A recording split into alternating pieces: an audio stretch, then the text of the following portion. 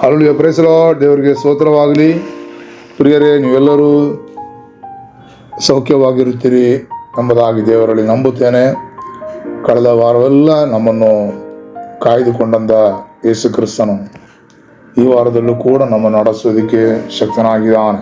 ಆತನ ಕೃಪೆಯು, ಆತನ ಆಶೀರ್ವಾದವು ಯಾವಾಗಲೂ ನಮ್ಮ ಜೊತೆಯಲ್ಲೇ ಇರುತ್ತದೆ. ಹಲ್ಲೆಲೂಯಾ. ಈ ವಾರದಲ್ಲಿ ಕೂಡ ದೇವರು ನಮಗಾಗಿ ಕೊಡುವಂಥ ವಾಕ್ಯ ಇದಾಗಿದೆ. ಹೆಬ್ರಿಯವರಿಗೆ ಬರೆದ ಪತ್ರಿಕೆ 6ನೇ ಅಧ್ಯಾಯ 14ನೇ ವಾಕ್ಯವನ್ನು ನಾವು ಧ್ಯಾನಿಸೋಣ. ಹೆಬ್ರಿಯವರಿಗೆ 6:14. Hebrews 6:14.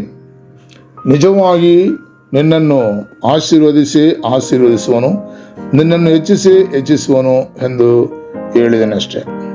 ಹಲ್ಲೆಲೂಯಾ. ಇದು ಈ ವಾಕ್ಯವು ನಮಗೆ ಎಲ್ಲರಿಗೂ ಗೊತ್ತಿದೆ. ಅಬ್ರಹಾಮನ ಜೊತೆಯಲ್ಲಿ ದೇವರು ಮಾತನಾಡಿದಂಥ ವಾಕ್ಯವಾಗಿರುತ್ತದೆ. ಈ ವಾಕ್ಯದ ಮೇಲೆ ಮತ್ತು ಈ ವಾಕ್ಯದ ಕೆಳಗಡೆ ನೋಡುವಾಗ ಅಬ್ರಹಾಮನಿಗಾಗಿ ದೇವರು ಆಣೆ ಇಟ್ಟು ಹೇಳುವಂಥ ಒಂದು ವಾಗ್ದಾನದ ವಾಕ್ಯವಾಗಿರುತ್ತದೆ. ಅದರ ಕೆಳಗಡೆ 16ನೇ ವಾಕ್ಯದಲ್ಲಿ ನಾವು ನೋಡುವಾಗ ಈ ವಾಗ್ದಾನವನ್ನು ಹೊಂದಿಕೊಳ್ಳುವುದಕ್ಕೆ ಅಬ್ರಹಾಮನು ಬಹುಕಾಲ ಕಾಯ್ದಿತ್ತು, ಅದನ್ನು ಹೊಂದಿಕೊಂಡನು ಎಂಬುದಾಗಿ ನೋಡುತ್ತೇವೆ. ಹಲ್ಲೆಲೂಯಾ. ಅವನು ನಂಬಿಕೆಯಿಂದ ಕಾಯ್ದುಕೊಂಡಿದ್ದನು. ಅದೇ ಪ್ರಕಾರ ನಮ್ಮ ಜೀವಿತದಲ್ಲಿ ಕೂಡ ಅನೇಕ ಸಮಯಗಳಲ್ಲಿ ದೇವರು ಕೊಡುವಂಥ ವಾಗ್ದಾನಗಳು, ದೇವರು ನಮಗಾಗಿ ಇಟ್ಟೊಂದು ಆಶೀರ್ವಾದಗಳನ್ನು ಹೊಂದಿಕೊಳ್ಳೋದಕ್ಕೆ ನಾವು ನಂಬಿಕೆಯಿಂದ ಕಾಯ್ದಿರಬೇಕು. ಹಲ್ಲೆಲೂಯಾ. ಆತನು ಹೇಳುವಂಥ ಆಶೀರ್ವಾದವನ್ನು ಹೊಂದಿಕೊಳ್ಳಬೇಕಾದರೆ ನಂಬಿಕೆಯಿಂದ ನಾವು ಕಾಯ್ದಿರುವಾಗ ದೇವರು ಖಂಡಿತವಾಗಲೂ ನಮಗಾಗಿ ಕೊಡುವಂಥ ವಾಗ್ದಾನಗಳನ್ನು ನೆರವೇರಿಸಿ ನಮ್ಮನ್ನು ಅನುಗ್ರಹಿಸುತ್ತಾನೆ. ಹಲ್ಲೆಲೂಯಾ.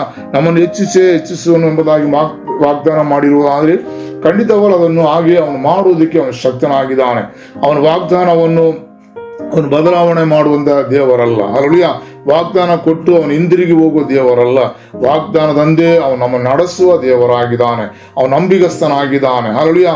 ನಮ್ಮನ್ನು ಕರೆದವನು, ನಮ್ಮನ್ನು ಆರಿಸಿಕೊಂಡವನು, ನಮ್ಮ ನಡೆಸುವನು, ಅವನು ನಂಬಿಗಸ್ತನಾಗಿದ್ದಾನೆ.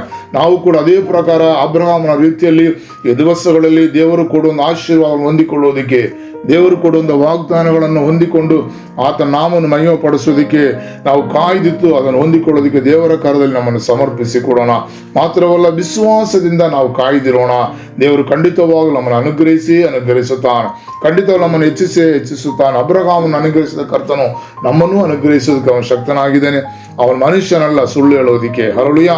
ಅವನ ಮನುಷ್ಯನಲ್ಲ, ಅವನು ಸುಳ್ಳು ಹೇಳೋದಕ್ಕೆ. ಅವನು ವಾಗ್ದಾನ ಕೊಟ್ಟು ಆದರೆ ಖಂಡಿತವಾಗಲೂ ಅದು ನಮ್ಮ ಜೀವಿತದಲ್ಲಿ ನೆರವೇರಿಸೋದಕ್ಕೆ ಅವನು ಕಾಯುತ್ತಿರುತ್ತಾನೆ. ಆಮೇಲೆ ಅದಕ್ಕೆ ನಾವು ಪಾತ್ರರಾಗಿ ದೇವರ ಸಮೂಹದಲ್ಲಿ ನಮ್ಮನ್ನು ಸಮರ್ಪಿಸೋಣ. ನಮ್ಮ ಎಲ್ಲರೂ ತಲೆಗಳನ್ನು ಬಾಗಿ ಪ್ರಾರ್ಥಿಸೋಣ.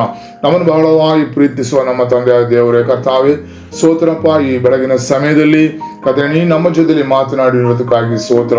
ಅಬ್ರಹಾಮನಿಗೆ ಕರ್ತನೇ ನೀನು ವಾಗ್ದಾನ ಮಾಡಿದಲ್ಲ ರಾಜ, ನಿನ್ನನ್ನು ಆಶೀರ್ವದಿಸುತ್ತೇನೆ, ನಿನ್ನನ್ನು ಹೆಚ್ಚಿಸುತ್ತೇನೆ ಎಂಬುದಾಗಿ ಕರ್ತನೇ ಆತನ ಬಳಿಯಲ್ಲಿ ಮಾತನಾಡಿದಲ್ಲ ರಾಜ. ಅವನು ಅದೇ ನಂಬಿಕೆಯಲ್ಲಿ ಇತ್ತುಕೊಂಡು ಕರ್ತನೇ ಹರಳಿ ಅದನ್ನು ಹೊಂದಿಕೊಂಡು ಎಂಬುದಾಗಿ ನೋಡುತ್ತೇವಲ್ಲ ರಾಜ. ಅದೇ ಪ್ರಕಾರ ಕರ್ತಾವೇ, ನಮ್ಮ ವಿಷಯಗಳಲ್ಲಿ ಕೂಡ, ನಮ್ಮ ಕಾರ್ಯಗಳಲ್ಲಿ ಕೂಡ ನೀನು ಕೊಟ್ಟಿರುವ ವಾಗ್ದಾನಗಳಿಗಾಗಿ ಸ್ತೋತ್ರ, ನೀನು ಕೊಡುವಂಥ ಆಶೀರ್ವಾದಗಳಿಗಾಗಿ ಸ್ತೋತ್ರ. ಅದನ್ನು ನಾವು ಕಾಯ್ದುಕೊಂಡಿತ್ತು ಹೊಂದಿಕೊಳ್ಳೋದಕ್ಕೆ, ಅದನ್ನು ಪಡೆದುಕೊಳ್ಳೋದಕ್ಕೆ, ಅದರ ಮುಖಾಂತರ ನಾಮವನ್ನು ಮಹಿಮೆಪಡಿಸೋದಕ್ಕೆ ರಾಜ ಈ ದಿವಸಗಳಲ್ಲಿ ನಮಗೆ ಕೃಪೆ ಮಾಡಬೇಕಾಗಿ ಪ್ರಾರ್ಥಿಸುತ್ತೇವೆ.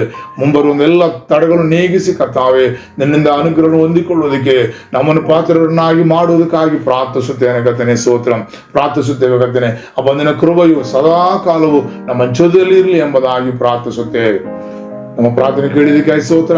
ಯೇಸುವಿನ ನಾಮದಲ್ಲಿ ಬೇಡುತ್ತೇವೆ ತಂದೆ. ಆಮೆನ್. ಹಲ್ಲೆಲೂಯಾ.